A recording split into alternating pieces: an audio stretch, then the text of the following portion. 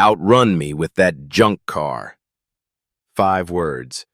A $220 million mistake. Preston Whitmore III is a CEO, a millionaire, a member of the most exclusive country club in Scottsdale.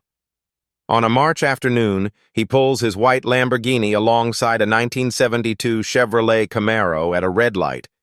The paint is faded. The chrome is dull. Preston sees junk. He steps out. He circles the car. He looks at the black driver and laughs. "What are you doing here? This isn't your kind of neighborhood." Then, "Outrun me with that junk car. I dare you." Then he bets his entire company. He loses the race by 14 seconds. He loses his company in 90 days.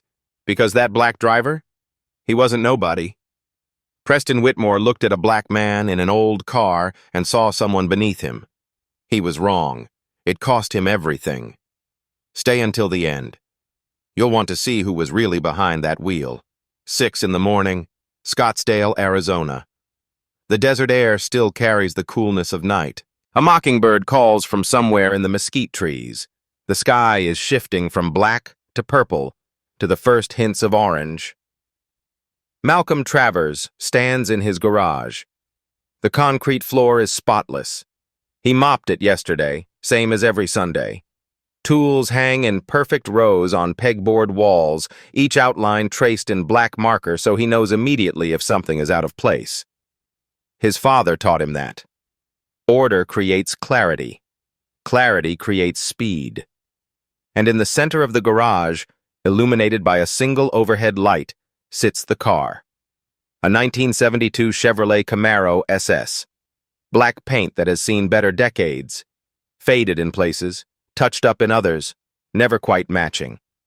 Brown leather interior cracked in places, soft in others. The kind of car most people would call a project, or a relic, or junk. Malcolm runs his hand along the hood. The metal is cool under his palm. He knows every curve, every imperfection, every story this car holds. The small dent near the passenger mirror where his father bumped a shopping cart in 1986. The scratch on the rear quarter panel from a branch that fell during a monsoon storm in 1994. The replacement taillight housing that doesn't quite match. The original shattered when a rock kicked up on the highway in 2003. The car belonged to his father, Samuel Travers, a mechanic who worked 60-hour weeks and never complained. A man who taught Malcolm everything about engines before Malcolm ever sat in a race car. Samuel passed away in 2019. Cancer, quick and merciless, from diagnosis to funeral in 11 weeks. Malcolm kept the car exactly as his father left it, the exterior anyway. Under the hood is a different story. A 454 cubic inch V8, rebuilt and tuned to specifications that would make most engineers weep with admiration. Forged internals, custom camshaft, headers that Malcolm fabricated himself in a friend's machine shop. But from the outside, it looks like what it is. A 52-year-old American muscle car that has seen better days. There are no trophies in Malcolm's house. No championship rings on display. No framed photographs of podium celebrations. If you walked through his living room, you would see comfortable furniture, a modest television, and bookshelves lined with engineering manuals and biographies of jazz musicians. You would never know that the man who lives here once stood at the absolute pinnacle of motorsport. 3 Formula One World Championships. 1998, 2001, 2003, 41 Grand Prix victories. A career that made him a legend in Europe and a footnote in America, where open-wheel racing never quite captured the national imagination. Malcolm retired in 2005. He was 33 years old. He walked away at the top, which is rare. He walked away quietly, which is rarer still. No farewell tour, no tearful press conferences, just a simple statement. I came to race, I raced, now I'm done. Now he runs the Travers Racing Academy, a non-profit. 142 graduates so far, kids from tough neighborhoods, kids who remind Malcolm of himself at that age, hungry, talented, overlooked. Kids whose guidance counselors told them they'd never amount to anything. He teaches them to drive. More importantly, he teaches them discipline, focus, the understanding that excellence requires patience. His father's words echo in his mind every morning. Don't explain who you are. Let them see. And another phrase, one Malcolm has carried like a compass through every victory and every loss. Always finish what you start. Malcolm opens the driver's door. The hinges creak slightly. He could fix that, but he likes the sound. The leather seat accepts his weight with familiar give. He reaches up and taps the dash cam mounted on the windshield. A small red light blinks on. He always runs the dash cam. Old habit from his racing days, when every piece of footage could mean the difference between a penalty and a clean record. You never know when you'll need the footage, he once told a student. The student laughed. Malcolm didn't. The engine turns over. That deep V8 rumble fills the garage, vibrates through the steering wheel, settles into Malcolm's chest like a second heartbeat. He pulls out onto the quiet street. The sun is just beginning to paint the eastern sky orange and pink. It's going to be a warm day. Malcolm has errands to run, parts to pick up, paperwork at the academy, the ordinary machinery of an ordinary life. He takes his usual route, past the strip malls and the gas stations, past the golf courses and the gated communities, past the entrance to Ridgecrest Country Club where a wrought iron gate and a guard booth separate the members from everyone else. Malcolm has driven past this gate hundreds of times. He has never thought twice about it. Today will be different.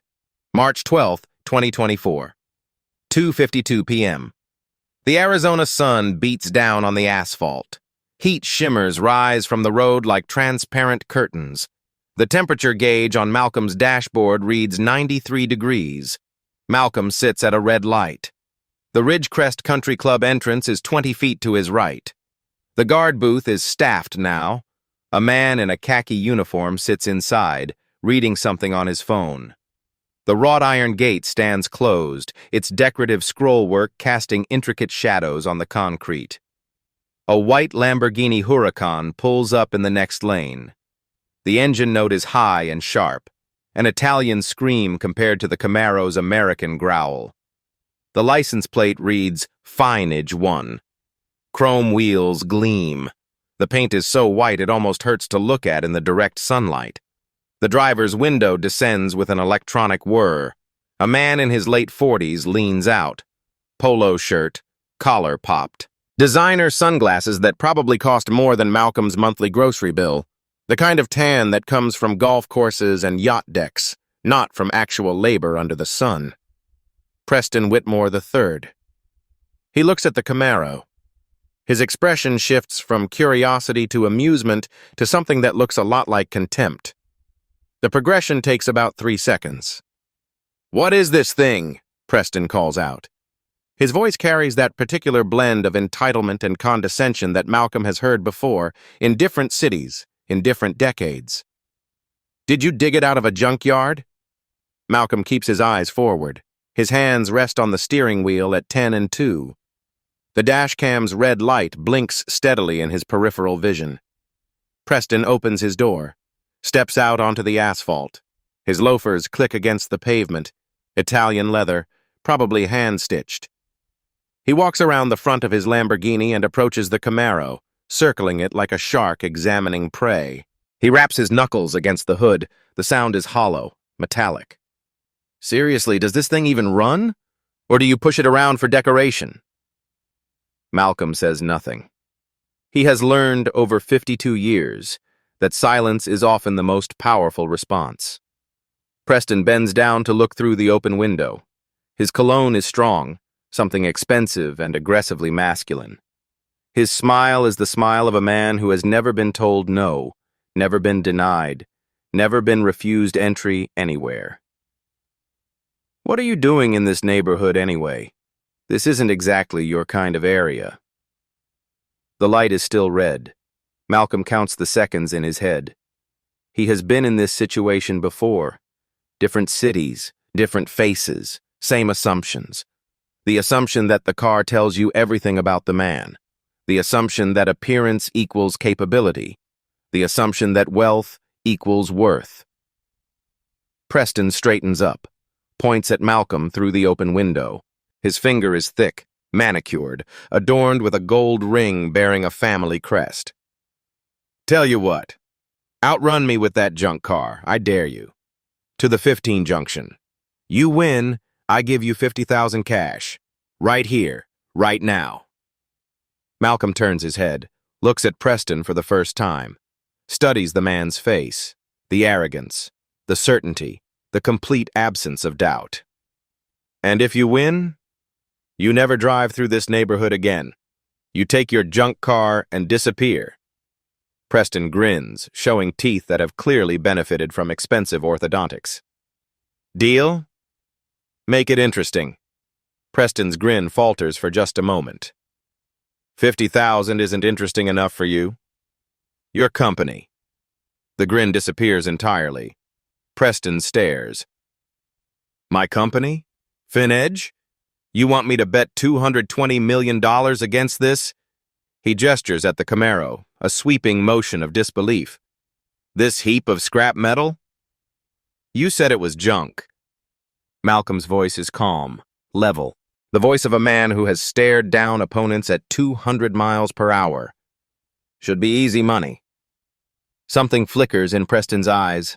Pride, ego, the absolute certainty of a man who has never lost anything that mattered. The certainty that comes from a lifetime of winning simply because losing was never permitted. Fine. Preston leans in close. His voice drops to something that's almost intimate. You want my company? Outrun me with that junk car? And I'll sign over every single share of FinEdge Corp.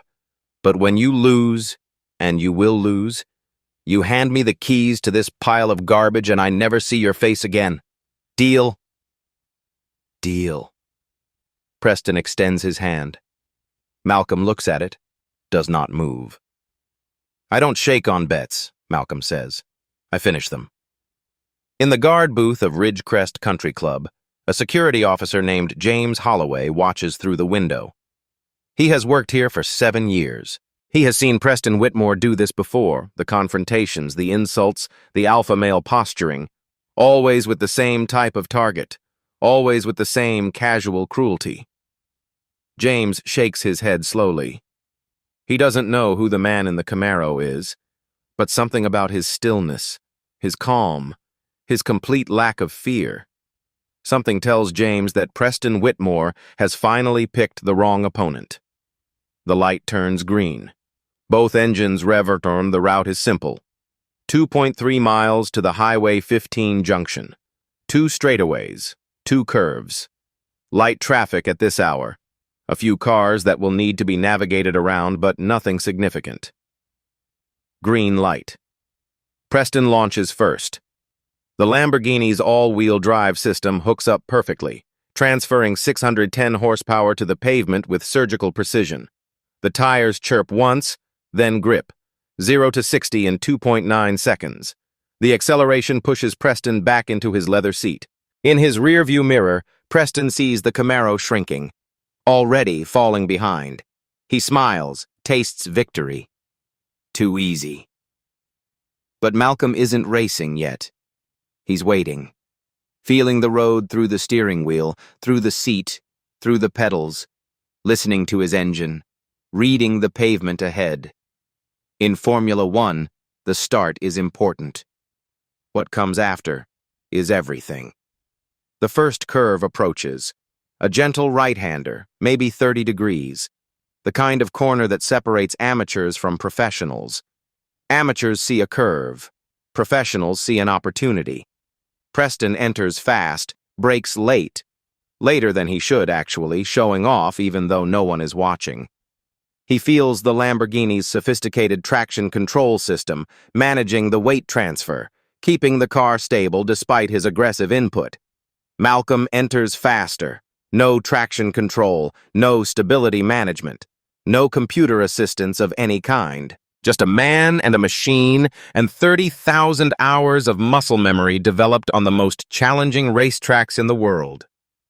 He clips the apex perfectly, the Camaro's rear end stepping out just slightly before hooking back up. He loses no speed. His line is textbook, or rather, his line is what textbooks try to describe. Preston loses 0.4 of a second. He doesn't know it yet. The first straightaway opens up. The Camaro's V8 opens up with it. The sound changes. Deeper, angrier, a mechanical roar that seems to come from the earth itself. This is not the sound of a junk car. This is the sound of American muscle at full fury. Preston glances in his mirror. His smile fades. The Camaro is gaining. Impossible. That junk car cannot be gaining on a Lamborghini Huracan. But it is. Malcolm's foot is flat on the throttle. His hands are steady on the wheel. His eyes are fixed on the road ahead, already planning the next corner, already calculating speed and angle and grip. This is not a street race to him. This is nothing. A casual Sunday drive compared to what he has experienced. He has raced at Monaco, where the margin for error is measured in centimeters and a moment's hesitation means contact with concrete barriers. He has raced at Spa, where rain turns the track into a mirror and the brave separate themselves from the merely talented. He has raced against the best drivers in the world, wheel to wheel, at 200 miles per hour, with millions of people watching. Preston Whitmore is not even in the same category. Preston Whitmore is not in any category that matters. The second curve, a sharper left-hander, maybe 45 degrees. This one requires commitment. This one separates those who believe in their abilities from those who merely hope. Preston brakes too early. Fear, finally, creeping into his calculations. His subconscious knows what his conscious mind refuses to accept. He is being hunted. Malcolm doesn't brake at all, doesn't. He trails the throttle, rotates the car with weight transfer alone, and exits the corner with the Camaro's nose pointed straight at Preston's rear bumper. The maneuver is so smooth, so effortless, that it looks like the car is driving itself. It isn't. Malcolm is simply that good. They are side by side now. The rumble of the V8 mixes with the scream of the V10. American muscle against Italian engineering. History against technology. Experience against equipment. Preston looks left. For the first time, he sees Malcolm's face clearly. Calm, focused, almost bored. The face of a man who has done this so many times that it no longer requires conscious thought. The final straightaway.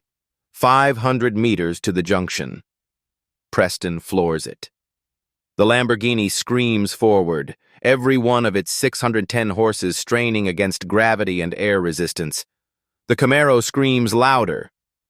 Malcolm passes Preston like Preston is parked. The gap opens. 1 car length, 2, 3, 4. By the time they reach the junction, Malcolm is so far ahead that he has time to slow down, pull over to the shoulder, turn off his engine, and open his door before Preston's Lamborghini even crosses the invisible finish line. 14 seconds. Not a gap, a chasm, a canyon, a distance that no amount of horsepower could have overcome. Preston pulls up behind the Camaro. His hands are shaking on the steering wheel. His face is red. Not from exertion, but from something else. Disbelief. Rage. Humiliation. The unfamiliar sensation of being completely, utterly outclassed. He steps out of the Lamborghini. His legs feel unsteady. He walks toward the Camaro, where Malcolm is leaning against the driver's door, arms crossed, waiting. "You cheated." Preston's voice cracks. "There's no way that junk car beat me fairly. It's modified. It's illegal. This doesn't count. I want a rematch." "There's no rematch clause in Outrun me with that junk car." Malcolm's voice is quiet but firm. "You said it. I did it. A bet is a bet." This is quiet but firm. "You said it. I did it. A bet is a bet." Preston stands in the Arizona sun, sweat beading on his forehead, his $300,000 Lamborghini cooling behind him. He has never lost a bet. He has never been beaten like this. He has never felt so small. "Look," he says, trying to regain composure. "This was a joke, a figure of speech. No one actually expected. You said, and I quote, 'Outrun me with that junk car and I'll sign over every single share of Finedge Corp.'" Malcolm's voice does not waver. "I have it on video, word for word. That's a contract." "You can't be serious. You think any court in America would enforce a roadside bet between strangers?" "I think a court would watch the video. I think they'd hear you say those exact words. Twice, actually. And I think they'd ask you to honor your bet." Preston's composure cracks completely. His face twists with something ugly. Not just anger, but fear. Real fear. The kind that comes when you realize your mouth has written a check your wallet can't cash. "Who the hell do you think you are? Do you have any idea who I am? I'm Preston Whitmore. I built Finedge from nothing. I employ 400 people. I sit on 3 boards. I golf with senators. You're nobody. You're just some guy in a junk car." Malcolm remains motionless. His arms are still crossed. His expression has not changed. "I'm the guy who just beat you by 14 seconds. And I'm the guy who's going to own your company." Preston's hand goes to his pocket. He pulls out his phone. His fingers are trembling as he dials 3 numbers. "I need police immediately. Ridgecrest Country Club entrance, Highway 15. There's a black male threatening me, trying to extort me. He's demanding my company. Yes, I'll hold." The words hang in the air like smoke. Malcolm has heard variations of this script before, in different cities, in different decades, always with the same casual weaponization of fear. He does not move. He does not raise his voice. He does not give Preston the reaction Preston is looking for. He waits. 8 minutes later, 2 Scottsdale police cruisers pull up, lights flashing. Officer Daniel Perry steps out of the lead vehicle. He is 29 years old, relatively new to the force, and he carries himself with the careful professionalism of someone still learning the weight of the badge. Preston is already talking before Perry reaches them, words tumbling out in a rush of indignation and accusation. "Officer, this man is trying to steal my company. He's delusional. He's dangerous. I don't know what he's on, but he's making threats. Arrest him." Perry holds up a hand, turns to Malcolm. Body camera recording, the red light visible on his chest. "Sir, can you tell me what's happening here?" "This gentleman bet his company stock against my car in a race," Malcolm says. His voice is steady, factual, without emotion. "He lost. I'm asking him to honor the bet. I have dashcam footage of the entire conversation and the race." Perry's eyebrows rise slightly. "May I see the footage?" Malcolm nods. He retrieves his phone from his pocket, connects to the dashcam's Wi-Fi, and pulls up the video. He hands the phone to Perry. The officer watches in silence. He hears Preston circle the Camaro and call it junk. He hears Preston issue the challenge. He hears Preston say, $220 million. He hears Preston say, every single share of Finedge Corp. He watches Malcolm win the race by a margin that makes the Lamborghini look like it was standing still. When the video ends, Perry looks at Malcolm, then at the Camaro. Really looks at it this time. Then he pulls out his own phone and begins typing. Running the plates. The database returns quickly. Registered owner, Travers Racing Academy. Vehicle history, competition use. Racing classification, Formula 1. Perry types again. Google search, Malcolm Travers. The results populate instantly. Images of a younger Malcolm on podiums around the world. Champagne spraying against cloudless skies. Trophies raised in triumph. Headlines from European sports pages. Travers claims third world title. The quiet champion dominates again. Malcolm Travers, the greatest American in F1 history? Perry lowers his phone. His expression has changed completely. The professional neutrality is gone. In its place is something else. Recognition, respect, and the dawning realization that this traffic stop has become something much more interesting. "Sir," he says carefully. Are you Malcolm Travers, the Formula One driver? Former.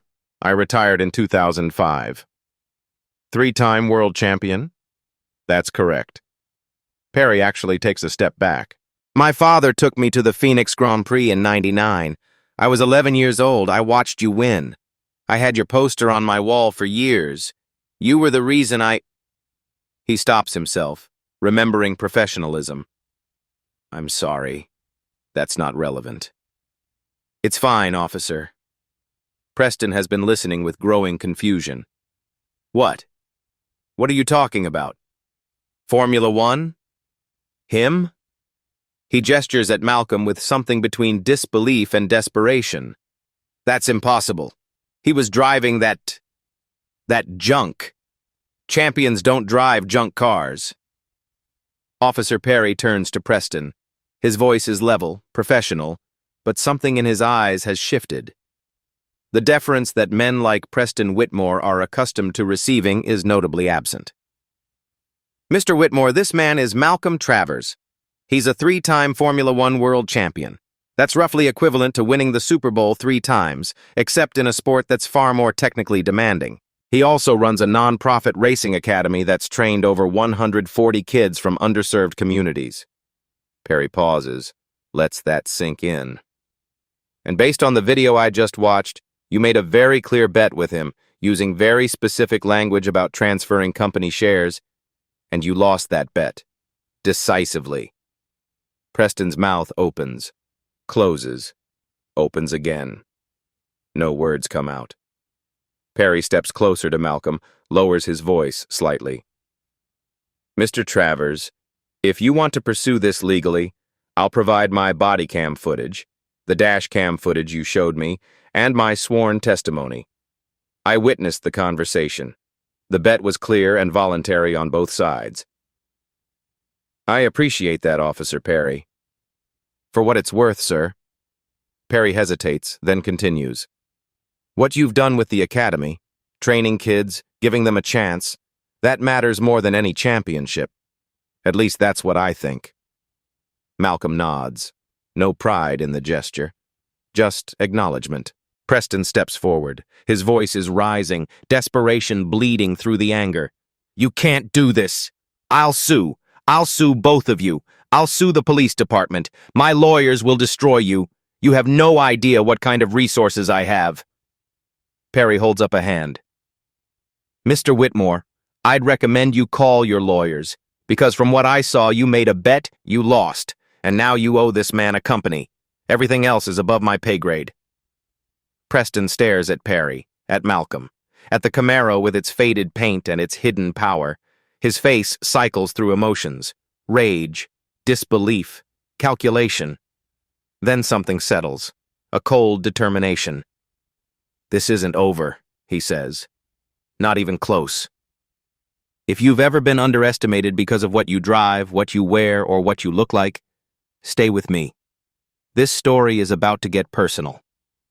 March 15th, 2024. Malcolm sends a formal letter to Preston Whitmore III demanding the transfer of all FinEdge Corp shares in accordance with their verbal agreement of March 12th. The letter is polite, professional, legally precise. It gives Preston 14 days to comply. Preston does not respond. Instead, on March 22nd, Malcolm receives a different kind of letter. Thick envelope. Embossed return address. The law firm of Cole, Harrison, and Associates. A lawsuit. Filed in Maricopa County Superior Court. $10 million in damages. The plaintiff. Preston Whitmore III, individually, and as CEO of FinEdge Corp. The charges: coercion, fraud, intentional infliction of emotional distress, predatory targeting, conspiracy to defraud. Malcolm reads the complaint in his kitchen. The coffee in his cup grows cold as he turns the pages.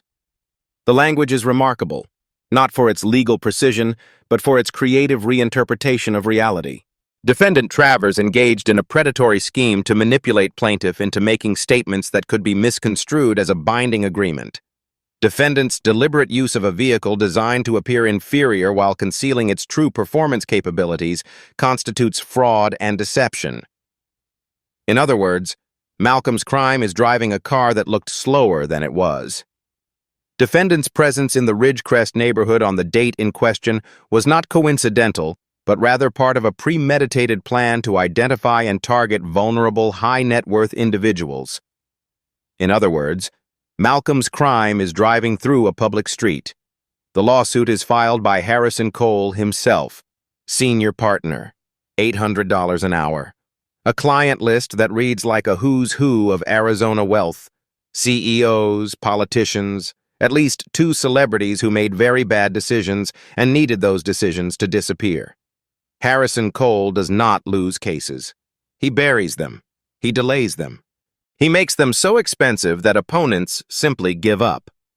The media spin begins within hours of the filing. Sources close to Preston Whitmore tell local reporters that Malcolm Travers is a professional con artist who targets wealthy individuals using deliberately deceptive vehicles. The phrase entrapment scheme appears in 3 different articles by the end of the day. By the end of the week, cable news talking heads are debating whether Malcolm should face criminal charges. The narrative is being written in real time, and Malcolm is losing control of it. Within a week, Malcolm's world begins to contract in ways he didn't anticipate. 2 major sponsors of the Travers Racing Academy withdraw their funding. Both are members of Ridgecrest Country Club. Both cite changing organizational priorities without further explanation. Combined, they represent 40% of the Academy's annual operating budget. A third sponsor, a local automotive dealership, calls to say they're reviewing the relationship. Malcolm knows what that means. Local attorneys refuse to take Malcolm's case. The first 2 cite scheduling conflicts. The third mentions potential conflicts of interest. The fourth is more honest, in a hushed voice over coffee. I'm not going up against Harrison Cole. The man has ruined careers, not for any amount of money. Malcolm sits alone in his academy office. The walls are covered with photographs. Students at graduation, students with their first jobs, students who have gone on to become mechanics and engineers, and in one case, a NASCAR pit crew member. Outside the window, students are running drills on the practice track. The whine of engines, the squeal of tires learning their limits. They don't know what's happening. They don't know that the program keeping them off the streets, giving them skills, giving them hope. That program might be gone in 6 months if the sponsors keep falling away. Malcolm's phone buzzes. Another media request. Another reporter wanting a comment on the alleged scheme. He ignores it. The lawsuit is not about winning. Malcolm understands this immediately. Preston Whitmore does not need $10 million. He has $220 million. He needs delay. Obfuscation. The opportunity to bury Malcolm in legal fees, discovery requests, depositions, and motions until the original bet becomes a footnote in a case file. This is how the system works. This is how men like Preston Whitmore have always operated. Not through strength or merit, but through attrition. Through the simple, brutal reality that justice is expensive, and most people cannot afford the admission price. Malcolm picks up the phone, calls his personal attorney, a man named Douglas who handles his taxes and academy paperwork and has never handled anything close to this. Doug, I need you to find me someone who isn't afraid of Harrison Cole. A long pause. Malcolm, that's a very short list. I don't care how short it is. Find them. He hangs up, walks to the window, watches his students take corners, learning the physics of weight transfer and grip, learning the patience that speed requires. His father's voice echoes in his memory. Always finish what you start. Malcolm has never walked away from anything in his life.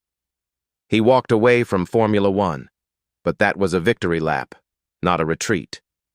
He has never surrendered. Never accepted defeat that wasn't earned. He's not about to start now. In his lawsuit filing, Preston Whitmore III maintains that his statements during the March 12th encounter were hyperbolic jest and never intended as a binding offer. His attorney, Harrison Cole, issued a statement. Mr. Whitmore was the victim of a calculated scheme designed to extract financial concessions through psychological manipulation. The so-called bet was nothing more than casual banter taken wildly out of context by an individual with clear predatory intent. We are confident the courts will see through this conduct and hold Mr. Travers accountable. Rachel Bennett has been a reporter at KTVS 12 for 11 years. She has covered corruption, fraud, institutional failures, and the occasional feel-good story to balance out the darkness. She has won 2 regional Emmys. She has sources in the police department, the courthouse, and half the businesses in Phoenix. And she has learned to trust her instincts. Her instincts tell her that the Malcolm Travers story is bigger than a bet. The tip comes from an anonymous email, an employee at Ridgecrest Country Club. She doesn't know which one yet. The message is simple. Preston Whitmore has done this before. Check the security footage. Ask about the others. The others. Rachel meets Malcolm at a coffee shop in downtown Phoenix. Neutral territory. He brings his laptop. She brings a legal pad and a recorder. She watches the dashcam footage twice, taking notes, pausing to write down exact quotes. When it ends, she looks up. "This is clear," she says. "He said the words. He made the bet. He raced. He lost. But to beat Harrison Cole in court, you need more than clear. You need overwhelming. You need pattern. You need context." What do you need from me? Access, cooperation, and patience. This kind of investigation takes time. If I rush it, if I make mistakes, Cole will bury me too.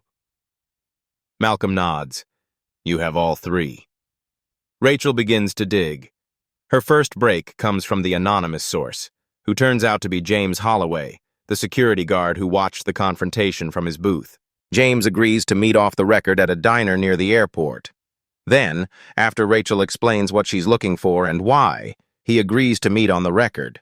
Then, crucially, he agrees to provide something invaluable: access to the club's security camera archives.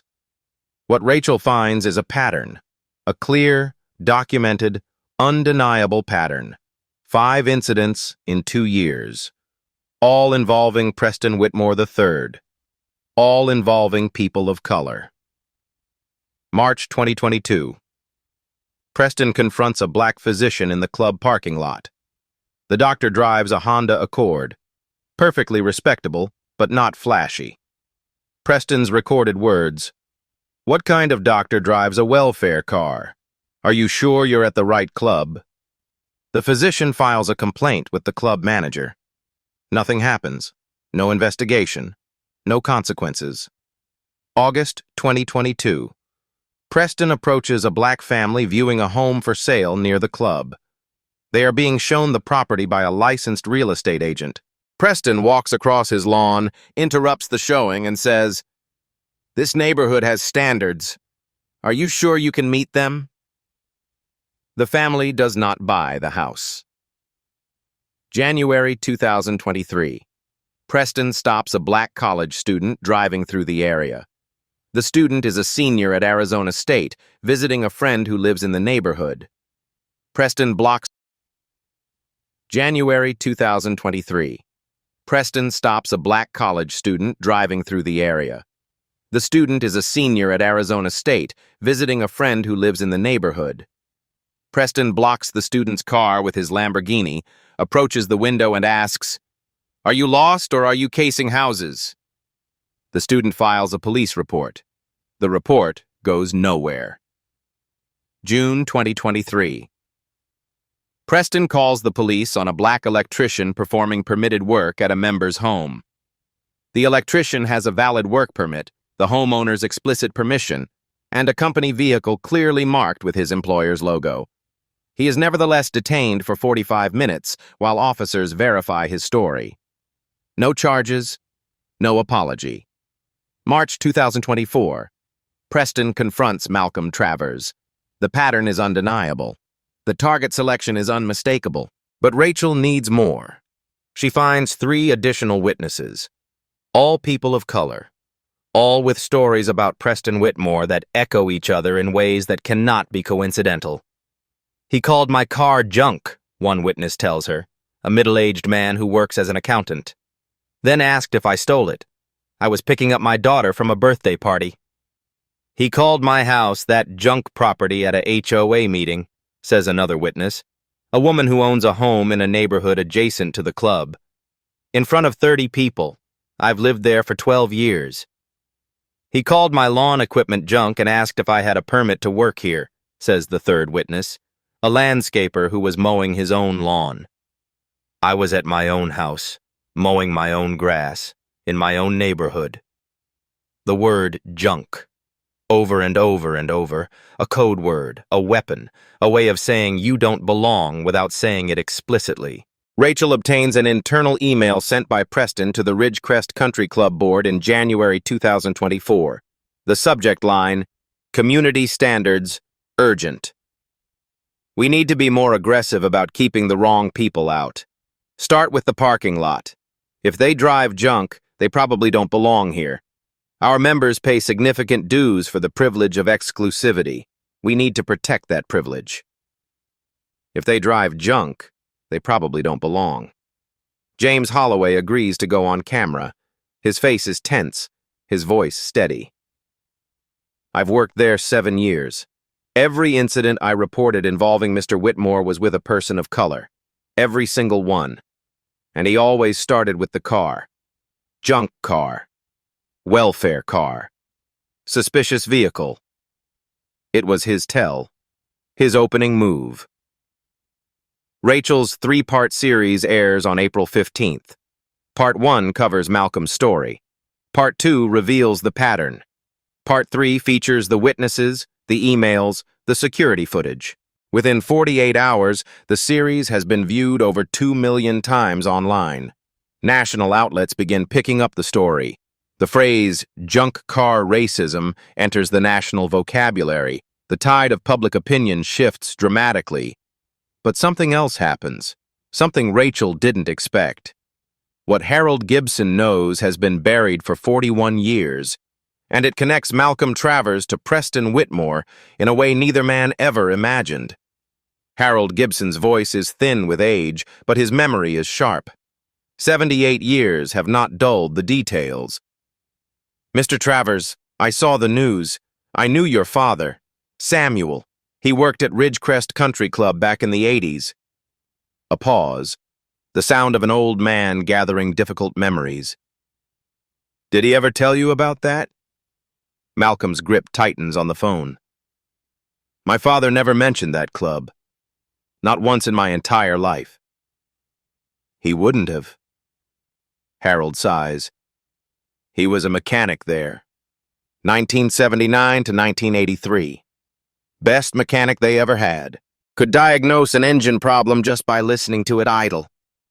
Members loved him, requested him specifically. What happened? They fired him. September 1983. Said he stole car parts, expensive parts, catalytic converters, alternators, high-end components. Except he didn't steal anything. He would never." Silence on the line. Malcolm can hear his own heartbeat. Harold continues. "Preston Whitmore's father, Preston II, he was club president back then. Some inventory went missing. Real theft by someone who was never caught. Instead of investigating properly, they needed a scapegoat. Someone to blame so the members would feel safe. Your father was convenient." Convenient. Black, quiet, no connections. No family with money or lawyers, no one to fight for him. Malcolm's jaw tightens. His father never spoke about this. Not once in 52 years, not on his deathbed, not ever. Why didn't he fight it? He had a son. Harold's voice softens. 11 years old. And that, you. He didn't want you growing up watching your father get destroyed by people with more money and more lawyers. He didn't want you to learn that the world was rigged against people like you. So he walked away. got a job at a dealership downtown. Never spoke about it again. Never spoke about the Whitmores. Never spoke about the club. Harold still has the paperwork. A copy of the termination record he kept when he tried to help Samuel file a complaint. A complaint that went nowhere. Killed by lawyers and silence. Employee: Samuel James Travers. Employee ID number 152. Terminated 09/14/1983. Reason: theft of club property. Authorized by Preston R. Whitmore II, club president. 2 generations of Whitmores. 2 generations of Travers. The same club. The same lies. The same pattern of destruction. 1983. Preston Whitmore II. Destroys Samuel Travers with a false accusation. 2024.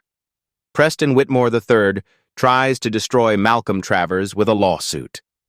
Malcolm sits in his garage that night. The Camaro is parked in its usual spot. His father's car. The car Samuel drove home on the day he was fired 41 years ago. The car he kept running, kept polishing, kept passing down, because it was all he had left of his dignity. Malcolm didn't know. He knows now. This isn't about $220 million anymore. This is about finishing something his father was never allowed to finish. The support begins as a trickle. Within a week, it becomes a flood. The hashtag Malcolm Deserves paid trends nationally. 200,000 tweets in 72 hours. The story has become a symbol of arrogance and consequence, of debts that must be paid. The Formula One community speaks first. A former rival posts, Malcolm Travers was the cleanest, fastest driver of his generation. If he says there was a bet, there was a bet. A former teammate adds, I've known Malcolm for 30 years. He doesn't lie. And he definitely doesn't lose races. A current driver chimes in, that junk car would smoke half the cars in my garage. Malcolm built it himself. A GoFundMe for legal defense reaches $420,000 in 60 hours. And then Gloria Hayes arrives. Gloria is 55 years old. 30 years of civil rights litigation. 6 victories against Harrison Cole specifically. She reviews the dash cam footage in Malcolm's kitchen. When it ends, she looks up. This is one of the clearest verbal contracts I've seen in my career. Outrun me with that junk car, and I'll sign over every single share. That's offer. Deal. That's acceptance. The race is consideration. This is binding under Arizona law. Harrison Cole says it was hyperbole. Harrison Cole gets paid to say whatever his clients need. Gloria smiles. The question is whether a judge will believe it. They won't. She brings in Victor Sandoval, a contract law professor at Arizona State, as an expert witness. In Arizona, verbal contracts are fully enforceable when 4 elements are present: offer, acceptance, consideration, and mutual intent. This video shows all 4, unambiguously. Mr. Whitmore owes Mr. Travers his company. Gloria files for expedited arbitration. No jury trial, no years of delays. A single arbitrator will make a binding decision within 30 days. Harrison Cole fights the motion. He wants delay. He wants discovery. He wants the slow grind of the legal system. The arbitrator denies Cole's request. Hearing date, May 28, 2024. Preston Whitmore has 23 days to find a way out of his own words. May 28, 2024. 10:00 a.m. Phoenix Arbitration Center. A conference room with oak paneling and fluorescent lights.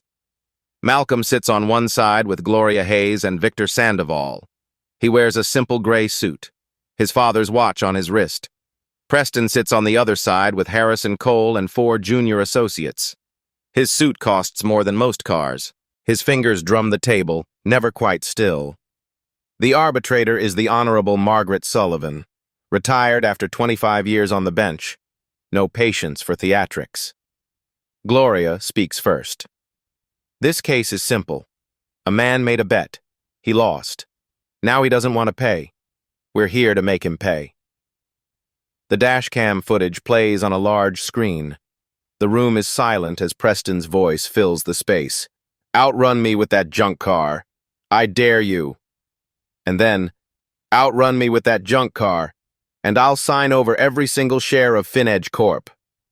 Victor Sandoval presents his analysis. 4 elements of contract formation, all present, all documented. Officer Perry's sworn statement is read. I witnessed the aftermath. Mr. Whitmore clearly understood he had lost a bet.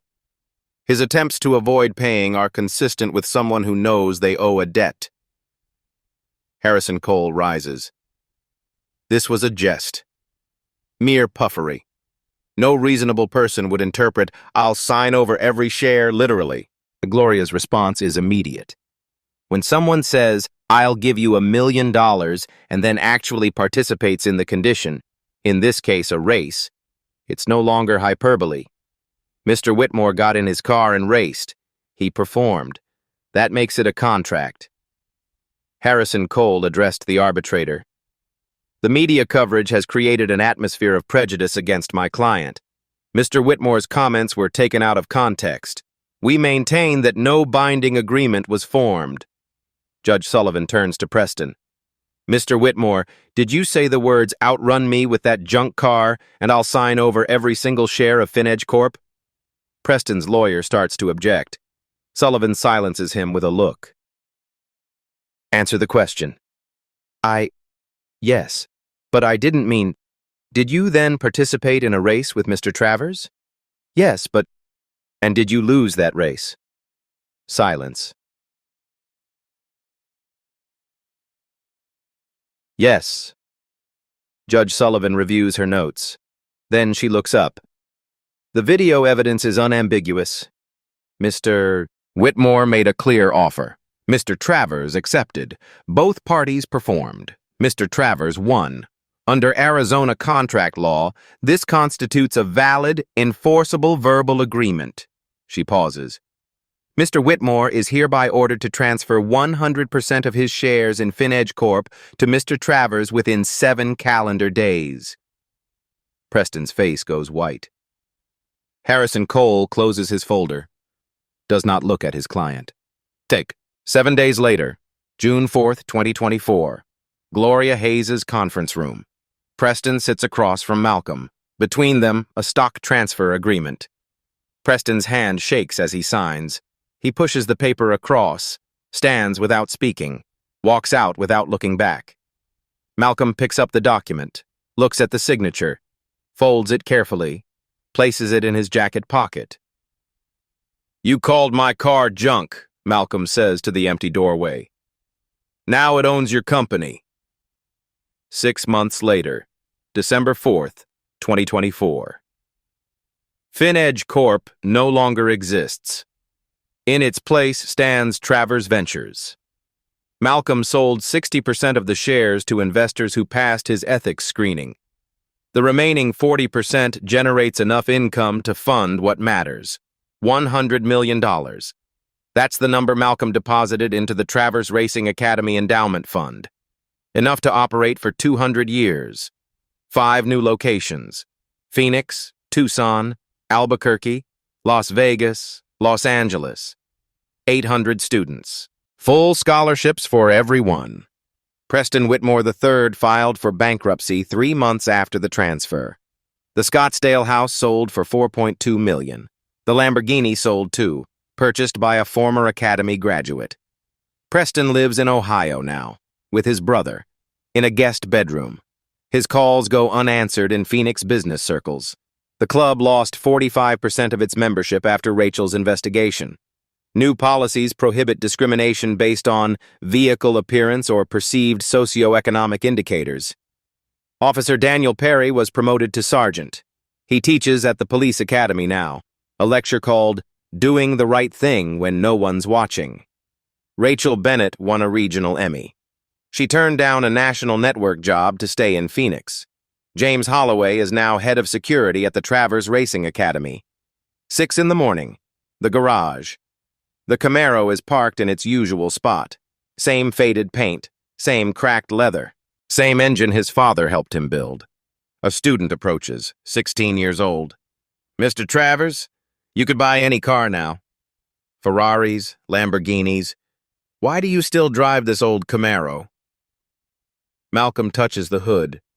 The metal is cool under his palm. This car taught a millionaire a $220 million lesson. It taught him that junk is just a word people use when they can't see value. He opens the driver's door. And it taught me something my father always said. Don't explain who you are. Let them see. The engine turns over.